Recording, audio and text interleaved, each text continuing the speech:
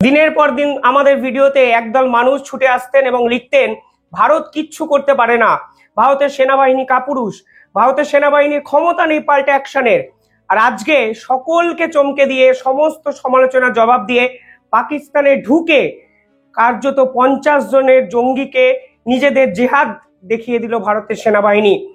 ভারত সাম্প্রতিক সময় ইতিহাসে সবচেয়ে বড় হামলাটা আজকে পাকিস্তানে করলো এবং খবর যা পাওয়া যাচ্ছে পাকিস্তান অকুপাইড কাশ্মীরে 9টি জঙ্গি ঘাঁটি এয়ার স্ট্রাইকের মাধ্যমে সম্পূর্ণভাবে গুড়িয়ে দিল ভারত। একের পর এক ভিডিও ফুটেজ আসছে যেখানে সাধারণ মানুষ কোনো ক্ষতিগ্রস্ত হয় না হয়েও এইভাবে টেরোরিস্টদের বেছে বেছে মারা যায়, তা যে ঐতিহাসিক নিদর্শন আজকে ভারতবর্ষ কিন্তু আন্তর্জাতিক স্তরে করলো। 9টি এয়ার স্ট্রাইক যার কনফার্মেশন ভারতের পক্ষ থেকেও পাওয়া গেছে এবং সর্বসাকুল্যে পাকিস্তান যে প্রেস কনফারেন্স করেছে সেখানেও তারা অ্যাডমিট করেছে ভারত এই ধরনের এয়ার স্ট্রাইক পাকিস্তানে ঢুকে পাকিস্তান অকুপাইড কাশ্মীরের জঙ্গি ঘাঁটিগুলোকে বেছে বেছে করেছে। ইন্টারেস্টিংলি কি জানেন, আমি যখন টার্গেট লিস্ট দেখছিলাম 3টে অত্যন্ত উল্লেখযোগ্য জায়গার কথা দেখতে পাই। একটি মুজাফফরবাদ, একটি ভাগলপুর এবং একটি মুরিদকে। আজকে ভারতবর্ষ যেভাবে এই 3টে জঙ্গি ঘাঁটিকে টার্গেট করেছে, আমি একাধিক ভিডিওতে বলেছিলাম ভারতবর্ষ পাকিস্তানের এই জঙ্গি ঘাঁটিগুলোকে টার্গেট করবে এবং বালুচিস্তান লিবারেশন আর্মি এবং পাকিস্তানের অন্যদিকে তালিবানরা যেভাবে পাকিস্তানে কার্যত অ্যাটাক করে যাচ্ছে তার সামনে পাকিস্তানকে অসহায় লাগবে এবং আজকে গোটা বিশ্বের সামনে পাকিস্তানের আসল মুখোশটা টেনে খুলে ভারতের সেনাবাহিনী যোগ্য জবাবটা আজকে পাকিস্তানকে দিয়েছে, অকাত বুঝিয়ে দিয়েছে। বাংলাদেশিরা হয়তো দুঃখ পেতে পারেন, বহু বাংলাদেশি সমর্থক হয়তো কষ্ট পেতে পারেন। মোহাম্মদ ইউনূস বলেছিলেন পাকিস্তানের জন্য ঝাঁপিয়ে আসবেন, ক্ষমতা থাকলে আসুন, লড়ে দেখান। যে খবর পাওয়া যাচ্ছে সেখানে পরিষ্কার বলা হচ্ছে শ্রীনগরে পাকিস্তানের চাইনিজ একটি ফাইটার জেট, সম্ভবত F-16 ফাইটার জেটকে ভারতীয় সেনারা গুলি করে শেষ করেছে। এমনকি যে 3টে জঙ্গি ঘাঁটির কথা বলা হচ্ছে সেখানে ভারতবর্ষের মেন টার্গেট, যাকে পাকিস্তান দিনের পর দিন আশ্রয় দিয়েছে, মদত দিয়েছে, সেই হাফিজ সঈদের যে মসজিদ সেখানেও কিন্তু অ্যাটাক করা হয়েছে। একাধিক ভিডিওতে দেখা যাচ্ছে মাদ্রাসা থেকে কাতারে কাতারে মানুষ পালাচ্ছেন।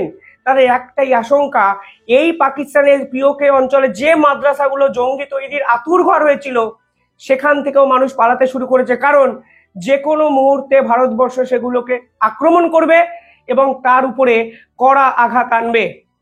গোটা দেশ যখন ঘুমাচ্ছিল, আন্তর্জাতিক রাষ্ট্ররা যখন ঘুমাচ্ছিল, তখন ভারতের সেনাবাহিনী যে লড়াই আজ করলো, যে পাল্টা আঘাত আজকে আনলো, বিশ্বাস করুন মন থেকে আজকে ভারতের সেনাবাহিনীকে সমর্থন করতে ইচ্ছা করছে, পাশে থাকতে ইচ্ছা করছে। দিনের পর দিন যেভাবে অনেক সমালোচনা এরা সহ্য করেও বর্ডারে দিনের পর দিন অক্লান্ত পরিশ্রম করে আমাদেরকে শান্তিতে রাখলো, সুরক্ষিত রাখলো, তাদের হয়তো আমাদের আজকে একটি সেলুট করতেই হবে। অপারেশন সিন্দুর, সেখানে বলা হচ্ছে 9টি টেরোরিস্ট লঞ্চ প্যাড সম্পূর্ণভাবে গুড়িয়ে দেওয়া হয়েছে, এলওসিতে ফায়ারিং চলছে এবং উল্লেখযোগ্য বিষয় হলো 1971-এর যে যুদ্ধ যা আজও পাকিস্তান স্বীকার করে না হেরে গেছে, আজকে সকাল সকাল তারা প্রেস কনফারেন্স করে জানিয়ে দিয়েছে এতে পাকিস্তানের প্রত্যাঘাত করার ক্ষমতাটাই নেই। আপনি বলে দিলাম, কারণ আমি অলরেডি এরপর আরেকটা ভিডিও বানাবো যেখানে আপনাদের দেখাবো Balochistan liberation army already Karachi highway দখল করে নিয়েছে কালকে বিকালে। সব মিলিয়ে একদিকে তালিবান, একদিকে বালুচিস্তান এবং এবার পাকিস্তানের অ্যাকশন শুরু করলো ইন্ডিয়ান আর্মি। 3টে অত্যন্ত উল্লেখযোগ্য জায়গা, একটা ভাগলপুর, একটি মুজাফফরবাদ এবং একটি মুরিদে। এই 3টে জায়গাকে স্পেশালি টার্গেট করা হয়েছে ইন্ডিয়ান আর্মির পক্ষ থেকে। কেন বলা হয়েছে? এই অপারেশন সিন্দুরের সবার আগে টার্গেট ছিল মুজাফফরবাদ। আমি একাধিক ভিডিওতে বলেছিলাম এই মুজাফফরবাদ কার্যত শ্মশানে পরিণত করবে ভারত। অলরেডি পাকিস্তান সরকার বুঝতে পেরে সাধারণ মানুষদের ইভাকুয়েট করার চেষ্টা করেছিল, এমনকি সেখানে নির্দেশ দেওয়া হয়েছিল 2 মাসের খাদ্যদ্রব্য আপনারা জমিয়ে রাখুন, পয়সা জমিয়ে রাখুন। এমনকি মুজাফফরবাদের সমস্ত ফ্লাইট পরিষেবাকে বন্ধ করেছিল পাকিস্তান সরকার। কিন্তু এসব না করে যদি জঙ্গি ঘাঁটিগুলোকে একটু ইনফর্ম করে দিত যে বাবা আপনারা পালিয়ে যান, ভারতের এয়ার স্ট্রাইক মিসাইল আসছে, তাহলে হয়তো তারা বেঁচে যেত। এই মুজাফফরবাদ হলো পাকিস্তানের জঙ্গি তৈরির আঁতুড়ঘর।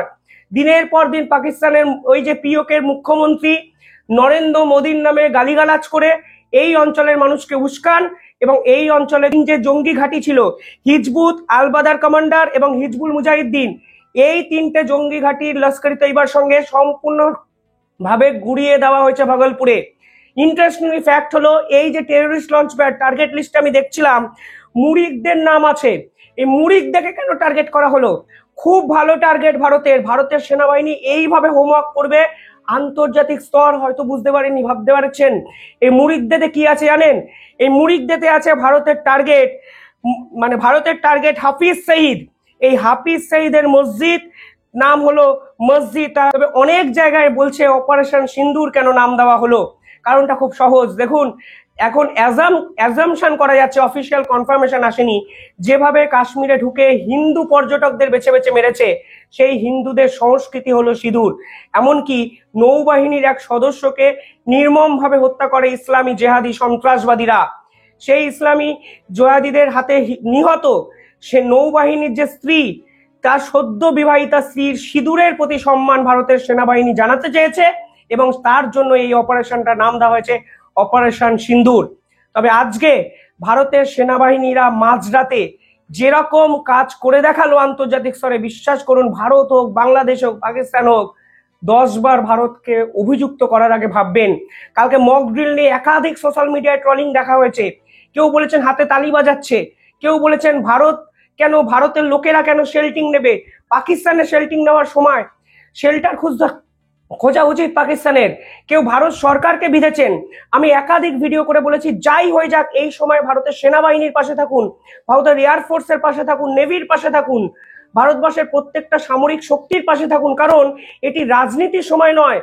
আজকে দেশের এই বিপর্যয়ের মুখে যারই ব্যর্থতা থাকুক, লড়তে তো আমাদের একটা হবেই। এই প্রত্যাঘাত সারা ভারতবাসী চাইছিল।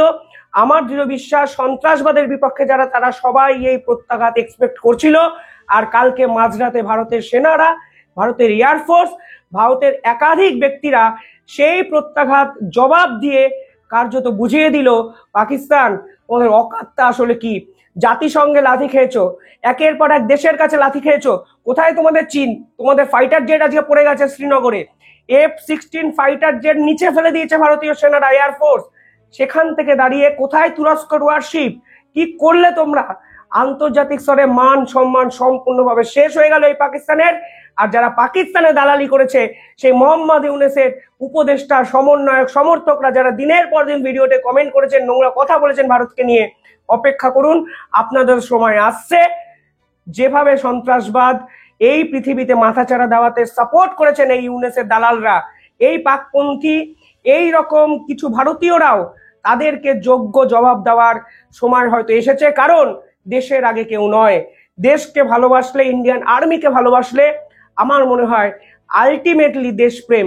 মনে রাখতে হবে, কোথাও না কোথাও গিয়ে যেভাবে সন্ত্রাসবাদের নাম করে, জিহাদিপনার নাম করে, সন্ত্রাসবাদের নাম করে নিহত হিন্দু পর্যটকদের হত্যা করা হয়েছে, তার বিরোধিতা করতে গিয়ে আপনি যদি কোনোদিন সরকারের বিরোধিতা করেন, তাহলে কিন্তু সেই জিহাদিপনাগুলো, সন্ত্রাসবাদকে কিন্তু প্রমোট করা হয়।